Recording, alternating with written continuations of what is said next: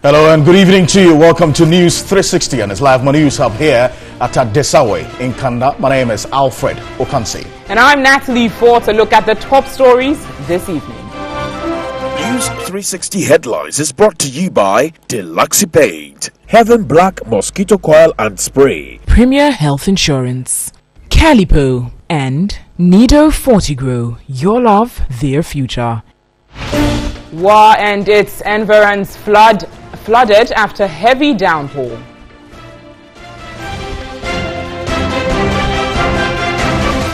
Also still on flooding trans travelers along Yendi Bimbela corridor. Also ahead this evening, all is set for NDC regional executives elections countrywide tomorrow. The Economist calls for industry-specific training for Ghanaian youth. And on the international fronts this evening, Germany to provide Nigerian citizens with legal pathways for migration.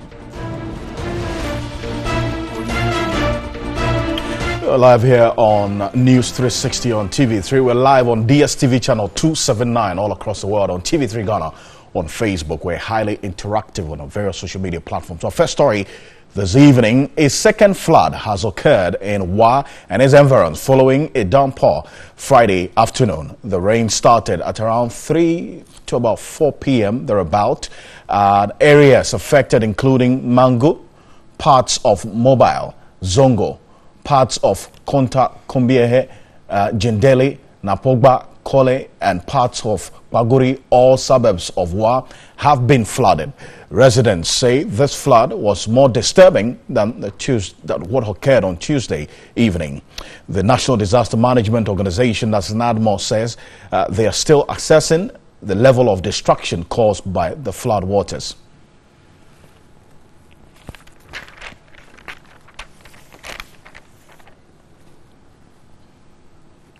So that's what you saw on your screens there, quite a destructive situation. Alhaji Isaaku Momem Tahiru is the Wa Municipal Chief Executive. Joins me on the telephone. Alhaji, thank you for your time and good evening to you. Now, has this always been the case, or this year's magnitude of the flood waters is different? Yeah, good evening. This time, I think it is not usual. The magnitude of water we are experiencing this time round, we've never experienced it before. It's quite unusual. And I might tell you that we are all devastated. Yes, and a lot of fear is in many of us here. We've never experienced this kind of flooding situation in the municipality before. Well, I mean, if you are afraid, I'm wondering how the residents will be feeling now, because you have the responsibility with NADMO as well to make sure that they are safe. So how are you overcoming the fear to be able to save lives and property?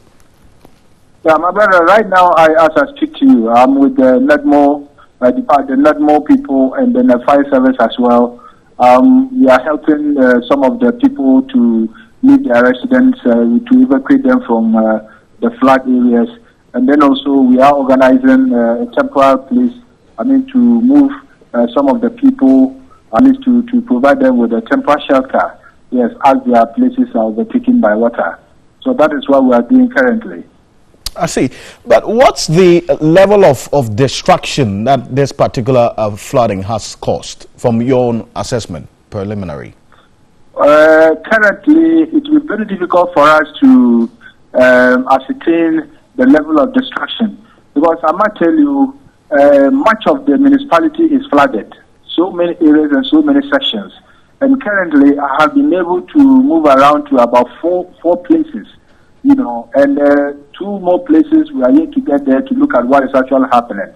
So currently, physical structures have not been destructed.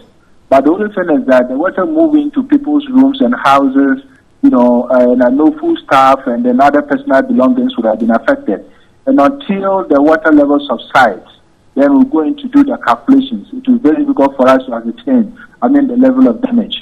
But so far, we have not witnessed any loss of life or maybe somebody being wounded or so. But then household items and equipment are the most affected, items and properties as far as the flood situation is concerned. Pretty interesting. But how many hours of rain are we seeing? Come again? How many hours of rain led to this flooding we are seeing? Well, that is very strange. You see, within the town itself, I mean, within the central town, the rain didn't stay for long. I mean, less than an hour. But it appears that the peripheries of town, we have heavy rains around the peripheries, and the water from those areas move into the middle of town. So that is why the water levels within the municipality, I mean the town area, is so high. Otherwise, what we experience today in terms of rain, in the township, has not been, the magnitude hasn't been that high. But the water probably moved from the peripheries into the town. Right. So that is why the volume of water in the municipality or the town is so high. Alhaji, I want to thank you for your updates this evening. Alhaji Ishaku Momain Tahiru is the WA Municipal Chief Executive. Yes, now still in relation to flooding, travelers plying the Yendi-Bimbila stretch of the Eastern Corridor Road in the northern region have been left stranded for over 20 hours due to flooding. The travelers, most of whom are women, say they do not know when or how they can cross and reach their destination. Zubaida Ismail has more in the following report.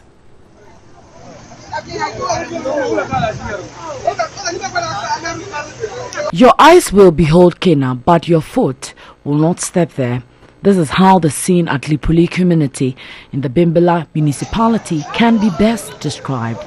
Vehicles traveling from the northern region to the south and vice versa are left behind the bank of an uncompleted bridge in the Lipuli community.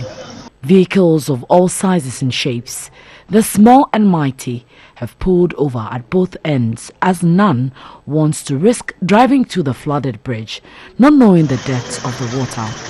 Travelers are taking solace in looking at each other from far ends and watching some daring drivers display their skills through the floodwaters. The brave drivers are directed by residents who know the nooks and crannies of the affected stretch. The northern region experienced constant rainfall that only stopped for just a few hours. The rainfall has caused flooding of the uncompleted bridges on the road, making it unmotorable. Female traders carrying babies say they have spent 24 hours at the mercy of the rain. Farm produce, including truckloads of yam, are equally left at the mercy of the weather. It is uncertain when these stranded peasants will cross to their destinations, as that depends on reduction of water levels on the road. Still on this flooding issue now, and Abdullah Yakubo is the Municipal Chief Executive of the Bimbila Municipal Assembly. He joins me on the telephone. I thank you very much, Mr. Yakubo, for your time this evening. From what we saw, travelers have been rendered, indeed, as it were, very worried because of this particular situation. Have you been able to solve their challenge of getting over that particular uncompleted bridge which has been destroyed? Yes, good evening to you and your cherished listeners. Actually, this morning I was there at Lipusi, and we've been able to remedy the situation. All the vehicles have gone. What happened is that there are two uncompleted bridges at Lipusi and Gulinyansi. They did a culvert just beside the bridge. Because of the heavy vehicular traffic that plied the road, the culvert was destroyed, leaving a gaping hole in the middle of the road. So vehicles that were not high, vehicles that are very low, are not able to cross. So what I did this morning is that I sent the laborers of the assembly together with the Zoom Lion vehicle to pull out those vehicles that couldn't ply the road, and then we arranged boulders in the hole, and now all the vehicles have been able to move. The Honorable Regional Minister was also there, and the contractor was contacted, and he assured us that on Monday morning he will move his equipment to see how best he will remedy the situation. I see, but so I mean, from what we understand, it's just some few hours of rain in fact, less than an hour of rain that actually caused this. So are you thinking about a permanent solution to this particular problem that we're faced with? Yes. Actually, we were not expecting these two bridges to be like this year. The contract was actually supposed to have been handed over in July. But according to the contractor, we had some funding challenges from the Brazilian government. So we had about 5 bridges. We've been able to do 3, even these 2. So he has assured us that he will come on Monday and to put some stronger culverts to allow the vehicles to ply until they get the proper funding to fix the 2 bridges. Okay, thank you for your time this evening. Grateful. Abdullahi Yakubu is an MC for Bimbilla Municipal Assembly. Some other news. The National Disaster Management Organization, NADMO, launched what it termed as Operation Thunderbolt 2018 ahead of the spillage of the Bagri Dam. In view of the spillage, NADMO has sent a 25-man team led by its Deputy Director General, Abu Ramadan, to the northern regions to deal with the aftermath of the spillage of the Bagri Dam from Burkina Faso.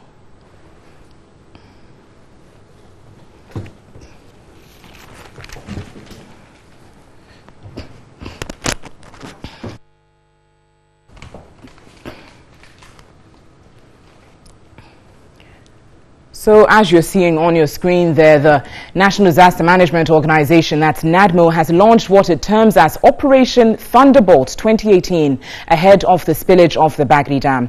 Now, in view of the spillage, NADMO has sent a 25-man team that's led by its Deputy Director General Abu Ramadan to the northern regions to deal with the aftermath of this spillage of the Bagri Dam that's coming from Burkina Faso.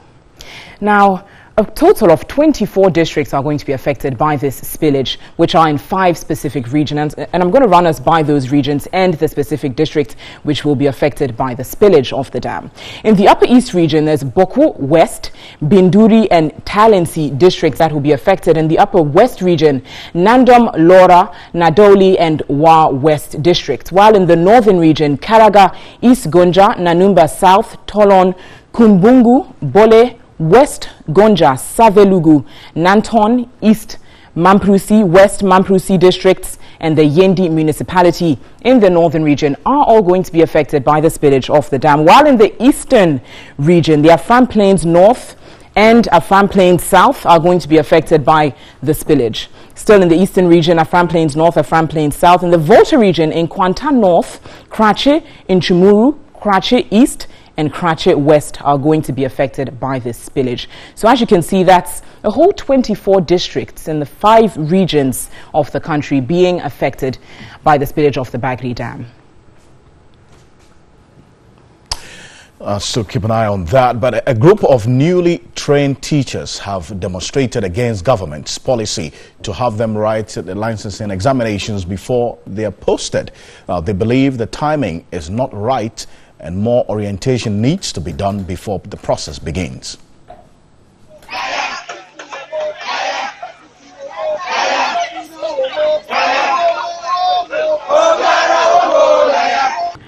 The newly trained teachers from several colleges of education across the country would want to be called Friends from Colleges of Education. They embarked on an hour-long peaceful walk from the Jacksons Park through some streets in the central business district of Koforidia before converging at the Education Office at the Regional Coordinating Council and presenting their petition.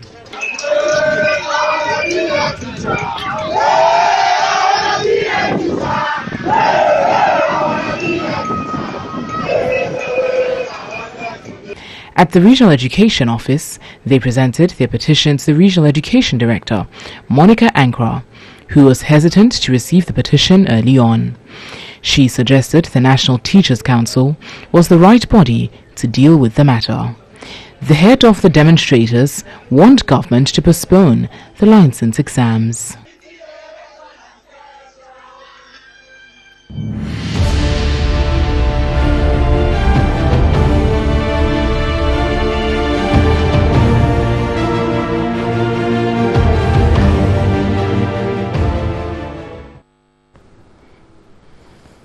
And let's turn to politics now in the camp of the NDC, as the Greater Accra Regional Chairman of the National Democratic Congress, Ade Kuka, says taking care of the needs of delegates does not amount to vote buying. Citing an instance from the chairman of the MPP, Freddie Blay, for purchasing 275 buses for constituencies, Ade Kuka on 3FM's morning show Sunrise said they should be seen as party activities. The National Democratic Congress will go to the polls on Saturday to elect its regional executives for the next 4 years. Ade Kuka, who is currently the Greater Accra Regional Chairman of the NDC, is hoping he would retain his seat. Speaking to 3FM's Winston Amwa on the Sunrise Morning Show, Ade Kuka rubbished the tug of votes buying on candidates vying for positions. How do you bribe somebody? They say last time you gave them plasma tea. Well, that is irrelevant. That is not. Did you give it to them? No, I'm. Listen, if you decide to motivate your fellow party member, this is a bribe. Yes. He bought vehicles for his party constituency. Is it bribe? Is that, do you call that bribing? What is it? No, it's encouraging them. It's motivating them. Motivating them. Yeah, well, an election. I don't see anything wrong. The defeat of the party in the 2016 election still remains a nightmare for many supporters, and Ade Kuka, whose chairmanship witnessed the party losing many seats in the Greater Accra region, admitted that policies in 2016 did not inure to the benefit of ordinary people. Depending on infrastructure development, which was massive. But if the people are telling you that they can't pay their electricity bill, they can't have 3 square meals, right? Those are the basic needs of the people. You see, how many people are going to travel or are going to traverse Dubai Circle? The Circle interchange. the person living in Volta region, right, who is looking for a first-class market, and we have not offered that first-class market. And you are showing him Dubai. You are showing Dubai. I mean, he's going to ask you, and these are the things that after the event, you realize that that's why it's important that government policy must be what? Person-centered. 1,000 delegates in 34 constituencies will take part in Saturday's elections. Let's also stay with the NDC. Now, following the consolidation of a number of Zongo communities by the New Patriotic Party, the National Democratic Congress, NDC, seems to have lost touch with its once vibrant Muslim faithful, mostly living in Zongo communities across the country. Now, with elections slated for September 1, 2018, aspirants of the Zongo caucus slot are optimistic of increasing NDC-affiliated Zongo communities during their tenure of office. In the run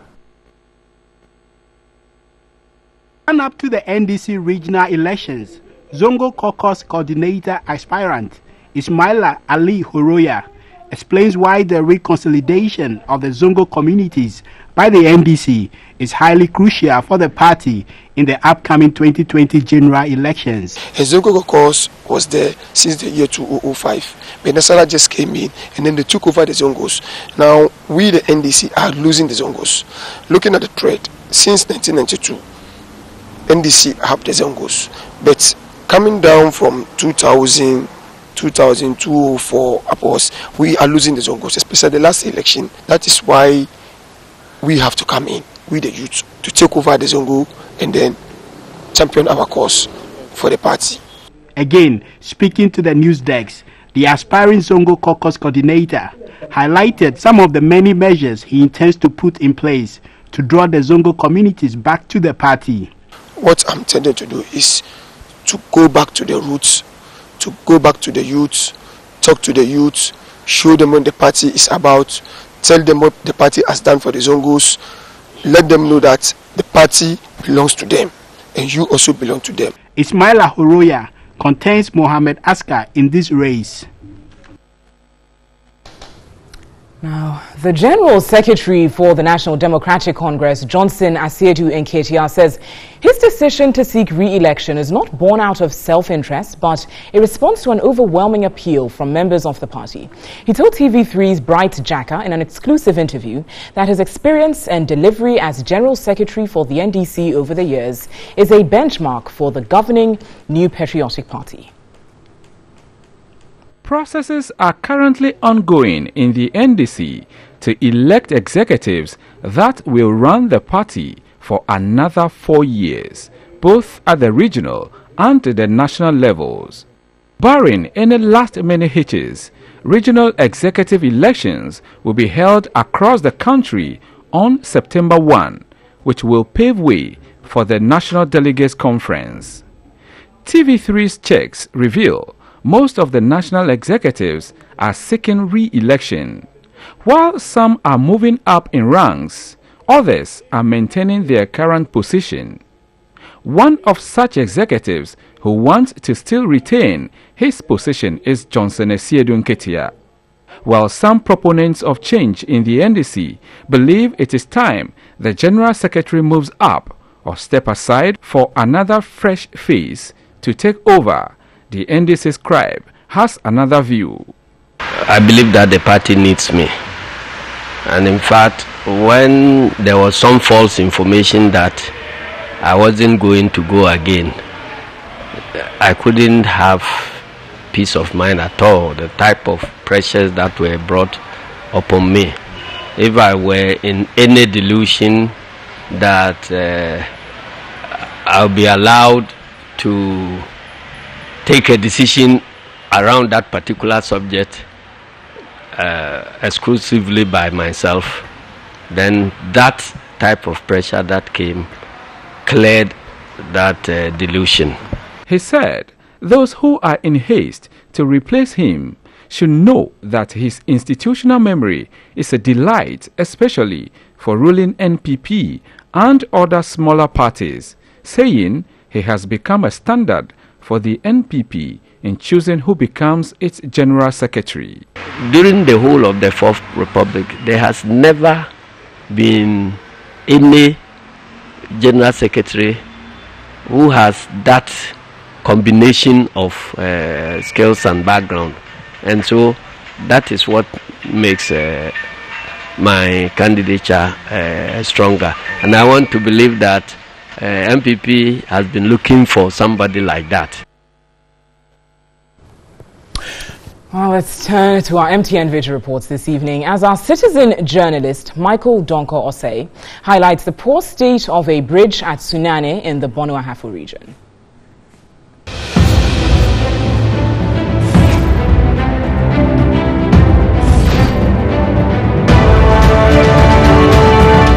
This is Ade Bridge, Sunyane West. This is a bridge linking communities on the Odomase stretch to their farmlands and other destinations. As we speak, it is in a bad state. Thank you. And so we are calling on authorities to come and then help do this. It is in fact a threat to lives. People are gathered here. They cannot go to their work.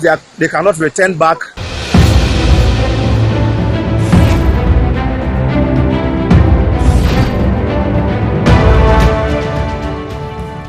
Well, we encourage you to also send your video reports to us via our WhatsApp number. It's 055-1433-044. That's 055-1433-044.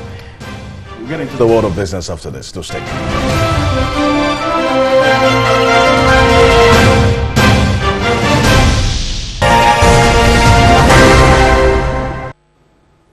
A very good evening to you. Thanks for staying with us on News 360. Time for business with me, Nanikuya Mensah Brampa. Tonight to begin to talk about taxes, and the Chartered Institute of Taxation wants government to develop a roadmap for revenue collection in the country. Now, according to the Institute, a roadmap will lay out the guidelines for a strategic plan in revenue collection for a period of at most 4 years. Government in its mid-year budget review introduced new taxes as part of measures to improve revenue generation for its many projects outlined for the year. However, critics have said the move will overburden the few taxpayers, calling on governments to introduce innovative means to widen the tax net. Speaking to TV3 Business at the annual general meeting of the Chartered Institute of Taxation, CEO of the Institute, Ni Aite, said government must develop a roadmap for widening the tax net. Rethinking the strategies we use but to apply them in a way that can be sustainable. But I want to bring taxation to the fore of national discussion, national debate. But then to do it not with repeating the same complaints all the time, but then coming up with what needs to be done, by whom, at what time, and for how long, to be able to really ensure that at all times the right amount of taxes are paid by all those who are supposed to pay at the right times at all times, not in the way of extortion. He makes a strong case for the judicious use of revenue as part of fulfilling the social contract between government and electorates. It is a holistic approach that we are advocating. Spread the tax net, but enhance efficiency in tax administration, and of course, efficiency and accountability in the very usage of the tax revenues to enhance that social contract between government and then the citizens.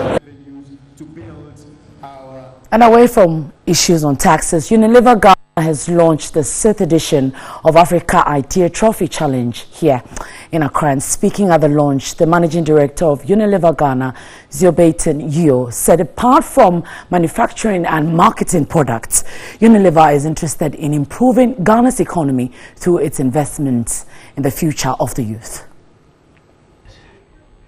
Idea Trophy is a business competition which introduces university students to the realities of the business world. The program is aimed at improving youth employability as students gain practical experiences of the corporate world. The program runs yearly across Unilever Africa in Ghana, Nigeria, Kenya, Cote d'Ivoire, Zimbabwe, and South Africa. In Ghana, the competition kicked off in 2012 and has been running since, with an average yearly participation of over 1,000 students, which have had the opportunity to work with great brands like Lifebuoy, Rexona, Close Up, and Lipton. We actually market livelihood. We promote livelihood. So if I take the example of Lifebuoy, it is a soap that we sell, antiseptic, it kills germs, but what we are more passionate about from a business point of view is actually the lives that we contribute to save. Last year's edition saw Ghana emerge as the ultimate Africa champions, with their counterparts from Nigeria coming second. It is a statement of the fact that this competition is just what we needed last year to refine our ambitions of being a global force to reckon with.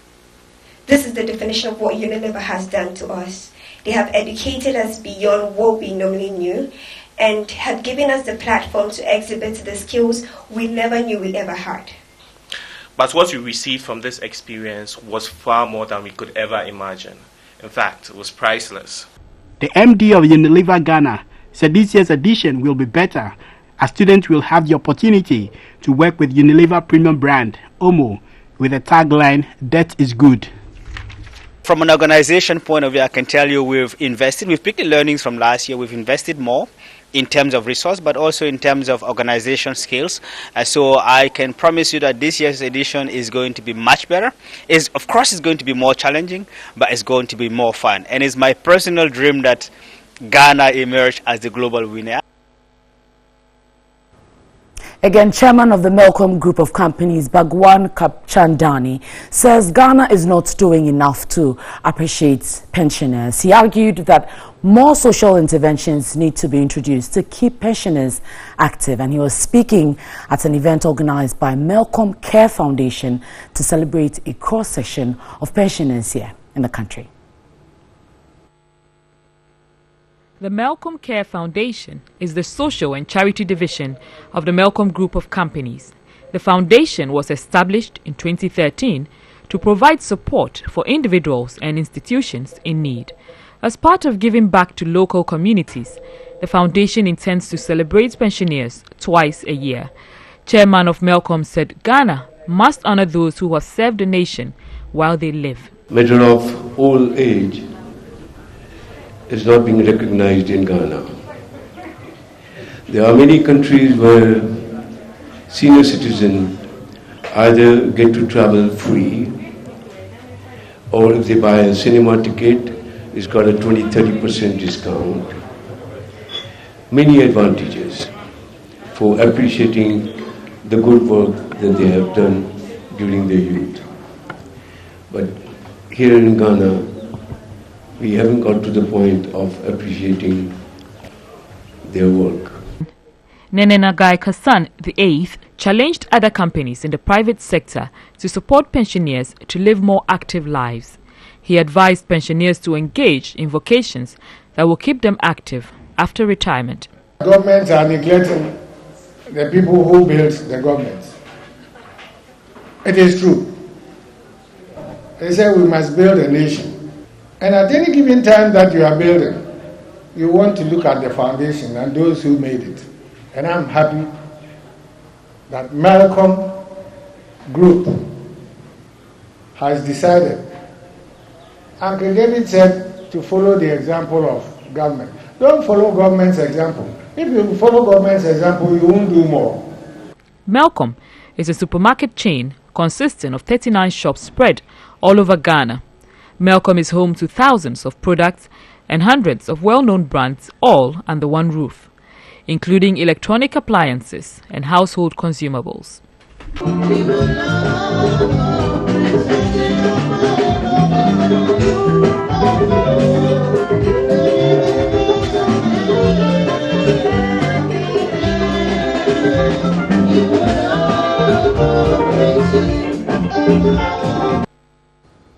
Okay, so let's turn our attentions now to some other developing matters. An economist, Dr. Osei Sibe, has called on stakeholders to identify the skills required by Ghanaian youth for employment in the assembling plant to be established by German leading automobile company Volkswagen. Now, German Chancellor Angela Merkel announced this during her brief state visit to Ghana on Thursday. Again, Dr. Osei Sibe was worried the youth may not benefit if industry-specific training is not undertaken for employment. China, India, Indonesia, Russia, Malaysia, Brazil, Argentina, Portugal, Spain, Poland, the Czech Republic, Bosnia and Herzegovina, Kenya and South Africa. Ghana will soon add up to this list as German Chancellor Angela Merkel revealed the popular car maker is set to establish an assembling plant in the country. She made the announcement while addressing a joint press conference with President Akufo-Addo during her one-day visit to Ghana. And our objective is to support Ghana in making the vision come true that the President has had and has described, and that is to create a Ghana capable of saying that we no longer relied on foreign aid, to establish a Ghana beyond aid, as he called it. It's not an easy path, but it is exactly the right thing to do. The German Chancellor noted the assembling plant will also create a considerable number of jobs for Ghanaians in the car manufacturing sector. However, economist Dr. Osei Sibe is of the view Ghanaian youth may not benefit from employment in the leading global automobile company as expected if industry-specific training is not undertaken to equip them. The skill shortage, and skill deficiencies would then mean that the youth will not be able to take advantage of some of the investment, because some of these investments can be very sophisticated. They may require sophisticated skills. Okay, so we have this and more on 3news.com, the business page. Visit there for more. That will do for business tonight with me, Nanikia Mensah. Brampa Alfred is standing by with more. Thank you, Nanekia. With business now, the medical director of the Tema General Hospital, Dr. Kwabena Opoku Edusei, has commended MTN Ghana for the construction of the 5.5 million cedi new maternity block at the hospital. Speaking at a visit by MTN to the facility 6 weeks after it was handed over, he said the facility has helped improve maternal and neonatal health in Tema and its environs.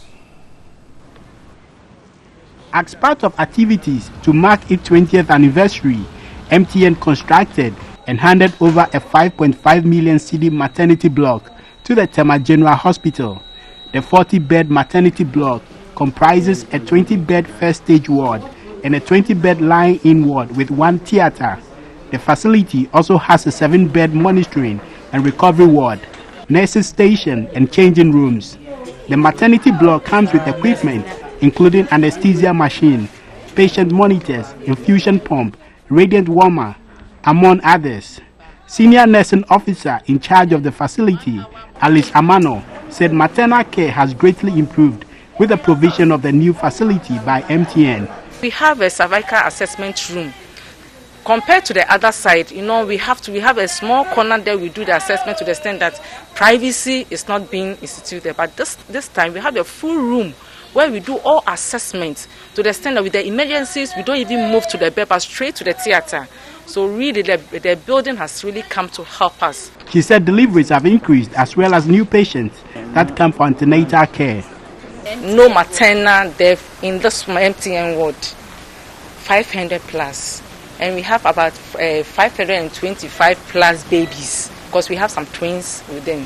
MTN, we are saying that God bless you, the whole community, the metro. Even we get cases from the other districts, we are all saying that God bless you. The medical director of the Tema General Hospital, Dr. Kwabena Opoku Edusei, was grateful maternal and neonatal health in Tema and its environs have improved. Mothers who are delivered were sleeping or sharing beds, 2, 3, 4 on the bed, and all cramped up in one small area.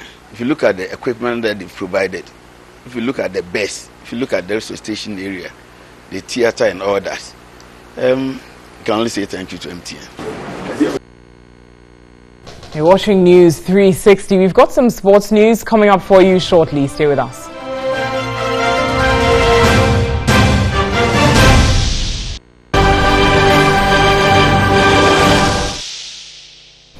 Let's go into international frontline. Germany's Chancellor Angela Merkel has said that Germany is keen to provide more legal pathways for migration to Nigerian citizens. She made the remark during a joint press conference with President Muhammadu Buhari in the Nigerian capital, Abuja. Nigeria is the last stop on the German leaders' tour of the West African sub-region. Mrs. Merkel said she also wanted to increase the number of Nigerians studying in Germany, a number which currently stands at 1,200. She added that Germany would do more to share its expertise in technical and vocational training with Nigeria. Mrs. Merkel and President Buhari said they had agreed that human trafficking and illegal migration could only be tackled if economic opportunities were provided for young people. There are currently an estimated 30,000 Nigerians living illegally in Germany. Mrs. Merkel said she is also keen to deepen economic ties with Nigeria beyond the industrial sector.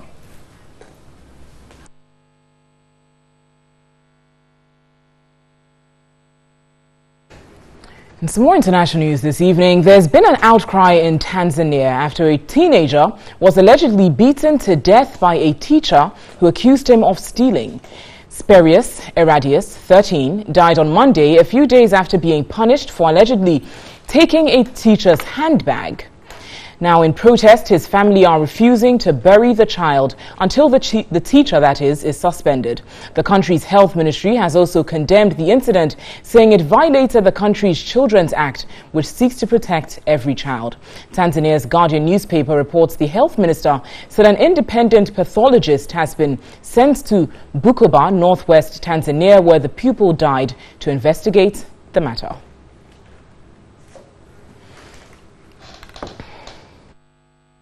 Well, there's some more international news on our website. It's 3news.com. Coming up next on News 360 is entertainment with Miriam.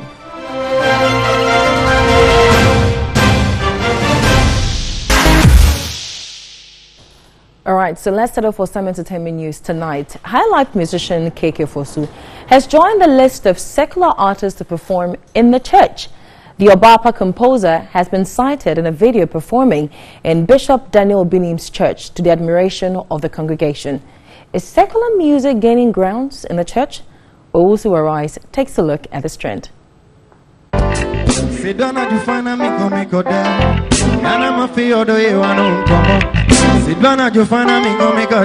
Secular music is known to be well patronized outside the church space. The trend is, however, fast changing, as secular artists are now locking up performance deals in the church.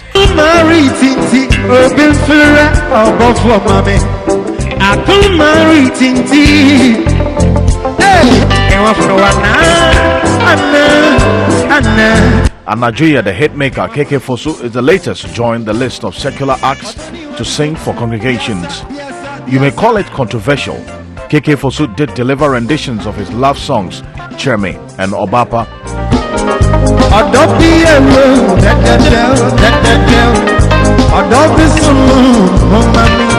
Performing his mega hit, #1, the singer endorsed Obinim as a genuine man of God. The elated congregation did not just sing along, they swung and twisted to KK Fosu's songs.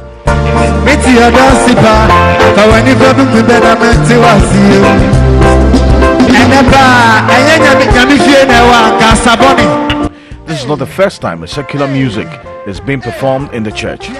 On Sunday, 29th May 2011, members of the Christo Asafo Church in Bompata, Kumasi danced to High Life to welcome their founder, Apostle Kojo Safo, who paid the branch a visit.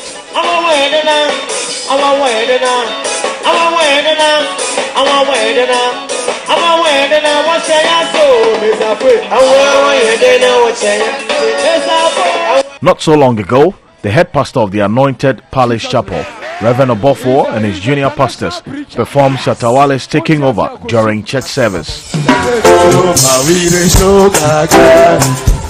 Taking over, we dey go higher. Taking over, we dey so higher. Obofo claimed most of Shatawale's songs have better content than the mainstream gospel songs. God bless our song for life. Awadisha, the nation's preacher. Yes. Shatawale. Oh. I bless that guy in Jesus' name. He's an international preacher. It is unknown why Bishop Obinim invited KK Fosu to sing in his church, especially as gospel music with a message of salvation abound.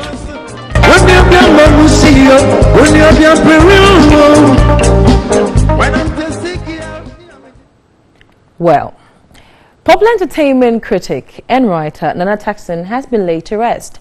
Media personalities and celebrities, including Samini choir master Na Shako, amongst others, were at the Kwashiman Anglican Church, where his body was laid in state.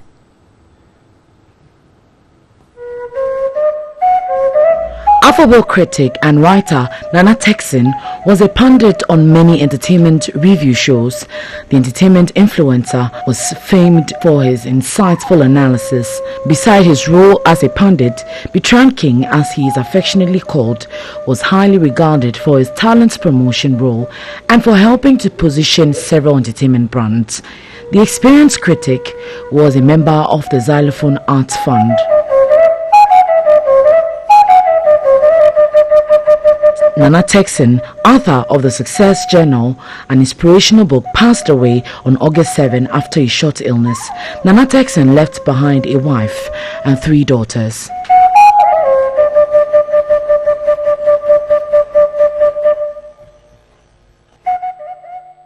Well, rather sad. May he so rest in peace. But the founding president of a worldwide miracle outreach, Dr. Lawrence Tete, has offered to settle the dispute between Nana Opoku Kwarteng, father of late dancehall diva Ebony Rains, and her former manager Bullet. In an interview with TV3, Ebony's father questioned how proceeds from Ebony's tribute concert was spent. He disclosed that Bullet gave him 2,000 out of about 40,000 cedis from the concert, producing a handwritten note allegedly handed to him by Bullet, which detailed how much the artist received to perform. Bullet refuted the claims, threatening to expose him. Dr. Lawrence Tete is reported to have offered to resolve the dispute. The man of God was the spiritual father of the late Ebony Rains.